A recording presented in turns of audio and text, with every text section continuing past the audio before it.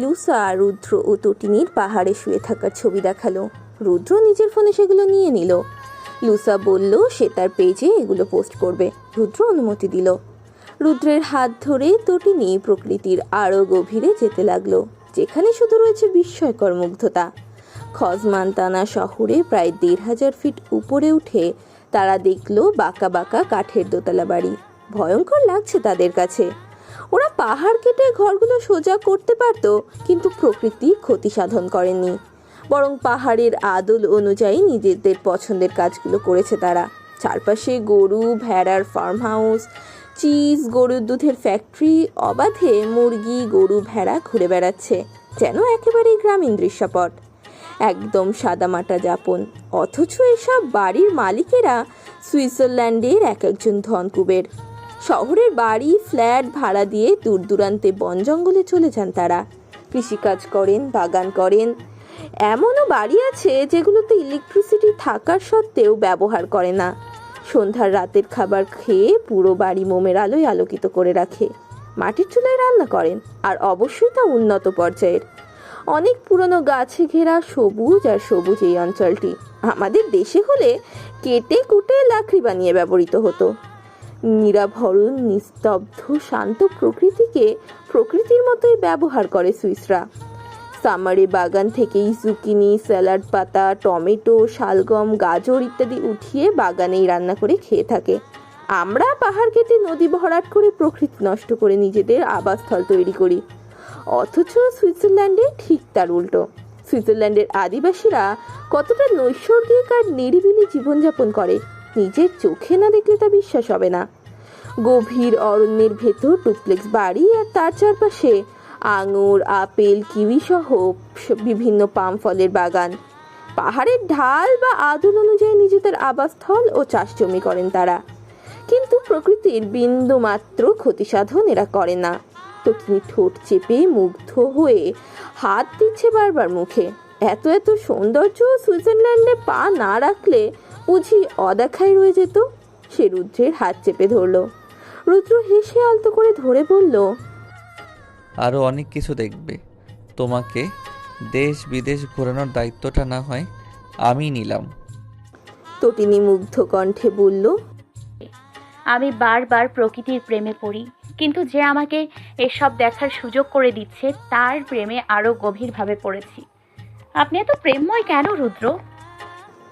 রুদ্র চমৎকার হাসলো, চুলের ভাঁজে ঠোঁট বুলিয়ে নিল। তটিনী চোখ থেকে সুখের অশ্রু টলমল করলো। রুদ্র চোখের ইশারায় বুক পেতে দিল। তোমাকে এক সাগর কাঁদাবো, তুমি সুখে ডুবে কান্না করবে। তোমাকে এক পাহাড় সমান অপেক্ষা করাবো, কিন্তু অপেক্ষার শেষটা অবশ্যই সুখকর হবে। সুইজারল্যান্ডের পাহাড়, কাঠের বাড়ি, স্নোবল, লতাপাতা, চেরি ব্লজম শহর জানুক আমি তোমাকে আকাশের মতো ভালোবাসি আমার ঐশী। সুইজারল্যান্ডের তাপমাত্রা জানান দিল তুষারপাতের। রুদ্র ও তটিনী ট্রেনে চেপে নিজেদের ফ্ল্যাটের উদ্দেশ্যে রওনা দিল। ট্রেন ছেড়ে গাড়িতে করে ফ্ল্যাটে পৌঁছানোর আগেই ছোট ছোট স্নোবল গড়িয়ে পড়তে লাগলো পাহাড়ের বুক ঘেঁষে। তটিনী সেগুলো কুড়িয়ে নিয়ে দেখল।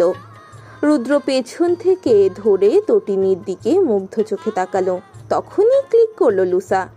সে রুদ্র তটিনীর পিছু ছাড়েনি, কারণ তার মন বলছিল আরো সুন্দর সুন্দর পিক ক্লিক করতে পারবে সে। রুদ্রকে পিকগুলো দিয়ে সে চলে গেল। রুদ্র তটিনীকে টেনে গাড়িতে ওঠালো। মুগ্ধ চোখে দেখছে সে তটিনীকে। রুদ্র নিজের জ্যাকেট খুলে পরিয়ে দিয়েছে তাকে, ফলে রুদ্রের জমে যাওয়ার মতো অবস্থা। মাঝে মধ্যেই সে তটিনীর দিকে চোখ গরম করে তাকাচ্ছে, বিনিময়ে তটিনী হাসি ফিরিয়ে দিচ্ছে। রুদ্র সেই সুন্দর হাসি দেখে রাগ দেখাতে পারে না আর, শুধু নিজের সাথে জড়িয়ে উষ্ণতা নিয়ে বলল, আমি যদি জ্যাকেট না আনতাম তো তুমি তো জমে যেতে এতক্ষণে। গাড়ি স্পিড তুলে ছুটেছে। ফ্ল্যাটের সামনে থামতেই রুদ্র ও তটিনী দৌড়ে বাড়ির গেটের দিকে দৌড় দিল, তারপর লিফটে করে তাদের ফ্ল্যাটের দিকে। উষ্ণতা নিয়ে রুদ্র যখন কাছে এলো, তটিনী তখন আবেশে নিজের সাথে জড়ালো তাকে। বাংলাদেশ থেকে একের পর এক কল দিচ্ছে রূপান্তর। ইতিমধ্যে লুসা পোস্ট করেছে তাদের পেজে। সাথে ট্যাগ করেছে রুদ্র ও তটিনীকে। রূপান্তরের রীতিমতো হা হুতাশ হচ্ছে। তার বান্ধবীটা এত স্বার্থপর, শেষমেশ তাকে না রেখে বা তাকে না নিয়ে সুইজারল্যান্ডে মধুচন্দ্রিমা সেরে নিল। নিজের সাথে এমন অন্যায় এর জন্য গুরুত্বপূর্ণ মিটিং বসাবে সে। তটিনী একবার শুধু বাংলাদেশে ফিরুক, সে ছাড়বে না একদম। তাকে রেখে ঘোরাঘুরি। পরক্ষণেই রূপান্তরের মনে হলো তটিনী বিবাহিত, হাজবেন্ডের সাথে ঘুরতেই পারে। সবখানে তো বান্ধবীদের নিয়ে যাওয়া সম্ভব নয়, কিন্তু হাজবেন্ড নিয়ে ঘোরা সম্ভব। মনে মনে সে ভেবে নিল অনেক কিছু। চেরি ফুল দেখতে ভীষণ সুন্দর। জাপানি মেয়েদের সৌন্দর্যের রহস্য লুকিয়ে আছে এই বিশেষ ফুলেই। বহু প্রাচীনকাল থেকেই রূপচর্চায় জাপানে ব্যবহার করা হয় চেরি ফুল। জাপানিদের কাছে চেরি ব্লসম একটি ক্ষণস্থায়ী এবং আভিজাত্যের প্রতীক। জাপানিরা সীমিত ফুলের সময়কালে চেরি ব্লসম গাছকে উদযাপন করতে এবং লালন করতে ভালোবাসে, এবং অনেক লোক হানামি নামে পরিচিত ফুল দেখার পার্টিও আয়োজন করে থাকেন। সে দেশে চেরি ফুল সাকুরা নামে পরিচিত। জানুয়ারি থেকে মে পর্যন্ত জাপানে ফোটে এই চেরি ফুল। সবচেয়ে বেশি ফোটে মার্চ এপ্রিলে। সেই কারণে সেখানে বসন্তের দূত বলা হয় চেরি ফুলকে। জাপানি শব্দ হানামির অর্থ সবাই মিলে চেরি ফুলের সৌন্দর্য উপভোগ করা। প্রতি বসন্তে স্থানীয় ও বিদেশি দর্শনার্থীরা জাপান জুড়ে উদ্যানগুলিতে চেরি ফুলের সৌন্দর্য উপভোগ করে থাকেন। জাপানিরা অধীর আগ্রহে অপেক্ষা করেন চেরি ব্লসম মৌসুমের আগমনের জন্য। লাখ লাখ পর্যটক এই সময় জাপানে ভ্রমণে বের হন। আবহাওয়ার কারণে সব শহরে যদিও একই সময় ফুল ফোটে না, হরেক কিসমের রঙের হলেও হালকা গোলাপি বা প্রায় সাদা চেরি ফুলটাই সবচেয়ে বেশি জনপ্রিয়। জাপানি সাহিত্য ও শিল্পে বসন্তের দূত হিসেবে বিখ্যাত এই ফুল। সুইজারল্যান্ডে এখন এপ্রিল মাস, চেরি ফুল ফুটে গেছে ইতিমধ্যে। সুইজারল্যান্ডে খুব কম সংখ্যক চেরি ব্লসম রয়েছে যদিও। চেরি ফুল বা চেরি ব্লসমের সাথে আমরা সবাই প্রায় কম বেশি সবাই পরিচিত। গোলাপি বা সাদা রঙের অপূর্ব সুন্দর এই ফুল পছন্দ করে না এমন মানুষের সংখ্যা বিরল। চেরি ব্লসমকে জাপানে ভারত জাতীয় ফুল হিসেবে বিবেচনা করা হয়। ইউরোপে 19 শতকের শেষ থেকে 20 শতকের গোড়ার দিকে কলিংউড ইনগ্রাম একজন ইংরেজ জাপানি চেরি ফুল সংগ্রহ ও অধ্যয়ন করেছিলেন এবং বিভিন্ন শোভাময় জাত তৈরি করেছিলেন, এবং চেরি ব্লসম দেখার সংস্কৃতি ছড়িয়ে পড়তে শুরু করেছিল। এখন চেরি ব্লসমের সময়। রুদ্র যে বিল্ডিংয়ে থাকে সেই বাড়ির চারিদিকে চেরি গাছে পরিপূর্ণ। পুরো রাস্তা জুড়ে রয়েছে পাতাবিহীন চেরি গাছ। তটিনীর এই জিনিসটা খুব অবাক লাগে, আবার ভালোও লাগে। পুরো গাছে একটাও পাতা নেই, শুধু ফুল আর ফুল। গোলাপি সাদা ফুলে ফুলে প্রকৃতি যেন নিজের রূপ লাবণ্যে জলসা সাজিয়েছে। তটিনী মুগ্ধ চোখে চেরি ফুল দেখছে। হাত দিয়ে ছুঁয়ে দিলেই যেন মূর্ছা যাবে ফুলগুলো। তার ফুল কুড়োতে ইচ্ছে করছে। রুদ্র তটিনীর ছবি তুলে নিল। তটিনী তো ছবি পেয়ে মহা খুশি। রূপান্তরকে এবার জ্বালানো যাবে এইটা দেখিয়ে। তারপরে দুজনে মিলে লেক দেখতে গেল। খুব আশ্চর্যজনক সুন্দর একটি লেক। তটিনী ও রুদ্র নৌকাতে চড়ে লেকের চারিদিকে ঘুরতে লাগলো। হঠাৎ নৌকা দুলে শব্দ করে উঠল। নৌকায় বৃদ্ধ দম্পতি একজন আরেকজনের হাত শক্ত করে ধরে আছে। দুজনেই লাইফ জ্যাকেট পরা। তারা বোটে উঠতে ভয় পাচ্ছে সম্ভবত। নৌকার চালক খুব যত্ন করে তাদের নিয়ে বসালেন। বৃদ্ধ দম্পতির চোখে অপার আনন্দের ছোঁয়া। মনে হচ্ছিল কোনো রকম ঝড়ঝাপটা ছাড়া খুব আনন্দে কেটেছে তাদের পুরোটা জীবন। এই বৃদ্ধ বয়সেও দুজনের মধ্যে কি মিল, কি প্রেমময় তাদের সম্পর্ক। একজন আরেকজনের হাতও ছাড়ছে না। শীতকালের ঝিরিঝিরি বাতাস গায়ে লাগছে। লেকের চারিদিকেও রয়েছে চেরি ফুল।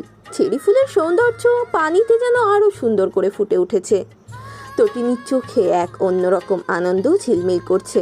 রুদ্র মৃদু হেসে তার দিকে তাকালো। তটিনী নিজের অজান্তেই কেমন শান্তি বোধ করছে। পানিতে নিজের হাত ডুবিয়ে দিল সে। ঠান্ডায় যেন হাত জমে যাচ্ছে, তারপরেও বের করতে ইচ্ছে করছে না তার। রুদ্র পানিতে নিজের হাত ডুবিয়ে তটিনীর হাত মুঠো করে ধরল। এ এক অন্যরকম অনুভূতি। তটিনী খেয়াল করে দেখলো সেই বৃদ্ধ দম্পতিও সেম কাজটাই করছেন। জীবনে আসল সুখী হতে বেশি কিছু লাগে না। একটা ভালোবাসার মানুষই পারে জীবনের সব দুঃখ এক নিমেষে উধাও করে দিতে। পৃথিবীতে এমন অহরহ মানুষ রয়েছে যাদের ছোটবেলা থেকে বড়বেলা কাটে অনেক কষ্টে, কিন্তু একটা সময় পর যখন তাদের প্রিয় মানুষ হয় তখন তারা সব দুঃখ ভুলে যায়। প্রিয় মানুষ পেয়ে তারা এত খুশি হয় যে আগের পাওয়া সব দুঃখ সেই সুখের কাছে খুব কম মনে হয়। হাজার হাজার দুঃখ যন্ত্রণা নিরাময়ে খুব সহজেই একটি মাধ্যম হলো প্রিয় মানুষ। লক্ষ কোটি কারণের একটাই সমাধান। সুন্দর না বিষয়টা? রুদ্র ও তটিনীর লেক ঘোরাঘুরি শেষ হলো। তারা বৃদ্ধ দম্পতির সাথে কিছুক্ষণ কথা বলল। বৃদ্ধ দম্পতি তাদের মাথায় হাত বুলিয়ে তাদের প্রভুর নাম নিয়ে দোয়া করে দিলেন। রুদ্র ও তটিনী বিনা দ্বিধায় তা গ্রহণ করলো। বৃদ্ধ নিজের বাড়ির ঠিকানা দিলেন। রুদ্র ও তটিনী তার বাড়িতে গেলে তিনি অত্যন্ত খুশি হবেন। রুদ্র কথা দিল না, তবে কখনো সেদিকে যাওয়া হলে যাওয়ার সম্ভাবনা থাকবে। তারা বিদায় নিল। রুদ্র ও তটিনীর হাতে হাত রেখে ঘুরল শহরের প্রত্যেকটা কোণা। সুইজারল্যান্ডে মধুচন্দ্রিমাটা স্থায়িত্ব ছিল 7 দিন। তটিনী 7 দিন পর যখন এয়ারপোর্টে পৌঁছলো, রুদ্রের সে কি পাগলামি! তটিনী তো এক পায়ে থেকে যেতে রাজি, কিন্তু রুদ্র নিজেকে সামলে নিল। তটিনীর পড়াশোনা রয়েছে, বেঁচে থাকলে আবারও মধুচন্দ্রিমা হবে না হয়। বুকে পাথর বেঁধে তটিনীকে বিদায় দিল সে। তটিনী চোখের জল মুছতে মুছতে বিমানে চেপে বসলো। আবার কবে দেখা হবে? আবার কবে একসাথে তুষারপাত দেখবে তারা? আবার কবে চেরি ব্লসমের সুবাসে মাতোয়ারা হতে পারবে সে? আর ওই বৃদ্ধ দম্পতি, তাদের বাড়িতে কি যাওয়া হবে আর কখনো? উত্তর মেলে না। তবে ভেতর থেকে কেউ বলে, রুদ্র যতদিন আছে ততদিন তোমার কোনো চিন্তা নেই তটিনী, চাপ নিও না। রুদ্র সব পারে। রুদ্র তার তটিনীর জন্য সব করবে। তটিনী চোখের জল মুছে হাসলো। ঠিকই তো, রুদ্র যখন বলেছে আবারও হবে, তার মানে তাদের আবারও হয়তো এই সুইজারল্যান্ডের মাটিতে পা রাখা হতে পারে। রুদ্র নিশ্চয়ই এমনি এমনি আশ্বাস দেয়নি তাকে। বিমান ত্যাগ করে আকাশে উড়ে গেল। এয়ারপোর্টের বাহিরে দাঁড়ানো তটিনীর রুদ্র মানবটি চোখের কোণের জল মুছে নিল খুব গোপনে। সে ক্লান্ত পথিকের মতো সুইজারল্যান্ডের সন্ধ্যার ঘেরা পথে হাঁটতে শুরু করলো। সে জানে না আজ তার গন্তব্য কি, শুধু জানে তাকে হাঁটতে হবে। একা হেঁটে আবারও অভ্যস্ত হতে হবে তাকে। সাথে দিতে হবে মনের বাড়াবাড়ি রকমের ইচ্ছেদের জলাঞ্জলি। এই যে তার মন বাড়াবাড়ি রকমের ইচ্ছে পোষণ করছে। তার মন বলছে যে তটিনী বিমানে ওঠেনি, কিন্তু সে জানে তটিনী বিমানে উঠেছে। মন বলছে তটিনী এক্ষুনি হয়তো দৌড়ে এসে তাকে জড়িয়ে ধরবে, বলবে, আপনাকে ছাড়া থাকতে পারি না, যাব না কোথাও। যদি যেতে হয় আপনার সাথেই যাব। হ্যাঁ, তটিনী এটা বলেছে ঠিকই, কিন্তু বিমানে ওঠার আগে। কিন্তু রুদ্র মনের বিরুদ্ধে গিয়ে তটিনীকে থামিয়ে দিয়েছে। মাঝে মধ্যে আমাদের মনের বিরুদ্ধে গিয়ে নিজেদের ভালোর জন্য অনেক কিছু করতে হয়, এটাতেই তাদের ভালো হবে। সেজন্য সে মনের বিরুদ্ধে গিয়ে তটিনীকে পাঠিয়ে দিয়েছে। সুইজারল্যান্ডের রাস্তা দিয়ে হেঁটে সে পথিক নিজ মনে শুধালো। মে মাসের প্রথম সন্ধ্যা। চারিদিকে প্রকৃতির তাণ্ডবে অন্ধকার বিরাজ করছে। কারেন্ট নেই বলে জেনারেটর ব্যবহার করা হচ্ছে রুদ্রদের বাড়িতে। তটিনী পড়ার ফাঁকে একবার মোবাইল চেক করে নিল। রুদ্র কোনো মেসেজ দিল কিনা সেটা সে পড়ার ফাঁকে বারবার চেক করছে, কিন্তু সে জানে রুদ্র এখন কল করবে না, পাক্কা পড়া শেষ হওয়ার পরই করবে। তটিনীকে বলে কয়ে পড়তে বসানো হয়েছে। জাতীয় বিশ্ববিদ্যালয়ে পড়েও বেচারির শান্তি নেই। পড়তে হবে মানে পড়তে হবেই, না হলে রুদ্র প্রাইভেটের পথ ধরবে, যেটা তটিনী একদমই পছন্দ নয়। রূপান্তর পাবলিকে পড়ার সুবাদে পড়াশোনা নিয়েই আপাতত ব্যস্ত সে। এদিকে মিনহাজ মেডিকেল স্টুডেন্ট, সেই জন্য বেচারার তো আরও দম ফেলার সময় নেই। ছুটি পেলে 3 জনে ট্যুর দেবে না হয়, সেরকমই পরিকল্পনা তাদের। তটিনী যখন পড়ার পাট চুকিয়ে ফোন হাতে বসলো তখন রাত 9টা, তখনও কারেন্ট আসেনি। বৃষ্টি কমলেও হাওয়া দিচ্ছে তীব্র বেগে। মোবাইল হাতে নিয়ে সে নিচে নামলো। খাবার টেবিলে ঈশানী সব গুছিয়ে রাখছেন, একটু পরই হয়তো সবাইকে খেতে ডাকতেন। তটিনী চেয়ার টেনে বসলো। ঈশানী চিন্তিত স্বরে বলল, তোকে তো খাওয়ার জন্য সবসময় ডেকে আনতে হয়, আজ হঠাৎ নিজ থেকে চলে এসেছিস যে? তটিনী গোমড়া মুখে বলল, এখন কি চলে যাব? তোমার ডাকার অপেক্ষা করব? ঈশানী চোখ দিয়ে শাসালেন। বড্ড বেশি কথা ফুটেছে, চুপচাপ খেয়ে ওঠ।